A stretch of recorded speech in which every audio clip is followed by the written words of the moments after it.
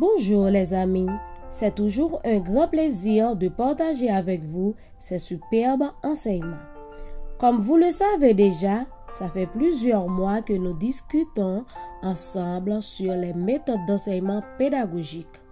Nous avons déjà vu 3 d'entre elles, mais pour l'instant, nous allons voir la méthode expérientielle ou expérimentale. Il existe 1001 façons d'apprendre. La méthode pédagogique basique part de la théorie à la mise en pratique. Une approche innovante suggère l'inverse. Il s'agit de la méthode pédagogique expérientielle. Comme son nom l'indique, elle s'appuie sur l'expérience avant d'aboutir à l'apprentissage.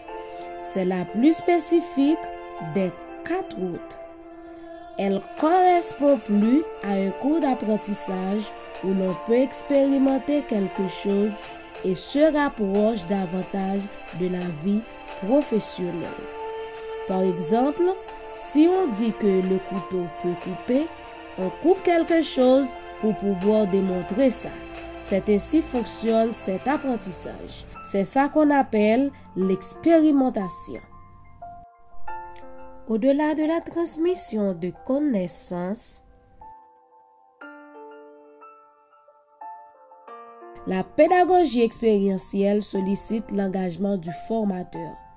Le formateur occupe une place prépondérante dans le cycle d'apprentissage.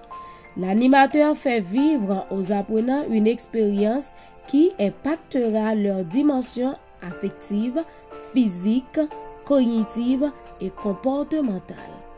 L'expérience conduit à la compréhension. Comment fonctionne la méthode expérientielle? La méthode expérientielle obéit à une série de démarches et révèle quelques spécificités qui sont l'expérience, l'observation, la conceptualisation, l'expérimentation. L'expérience s'opère en groupe ou de manière individuelle. Chaque participant tente de la lier à ses expériences antérieures.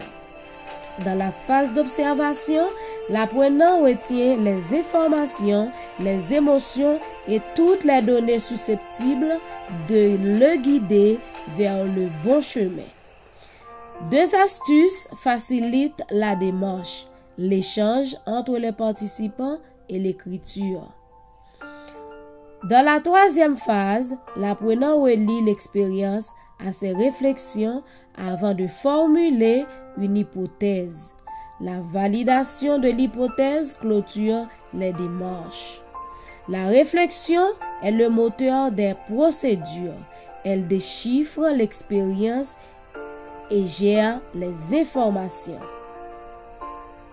Le formateur joue un rôle essentiel dans cet enseignement. Comme nous le disons tantôt. Outre le transfert de connaissances, il met les apprenants en situation réelle et aménage un environnement propice à l'apprentissage. Il encourage la mise en action. Le formateur incite à l'analyse de l'expérience. Ce type d'enseignement requiert quelques méthodes. Par exemple, la formulation, l'écoute active, la distribution de la parole, l'accompagnement vers le raisonnement. Le formateur a le devoir d'apporter des explications claires, de fixer des objectifs et d'adapter les expériences au niveau des apprenants. Nous nous arrêtons là pour l'instant. À la prochaine pour la suite de cette formation.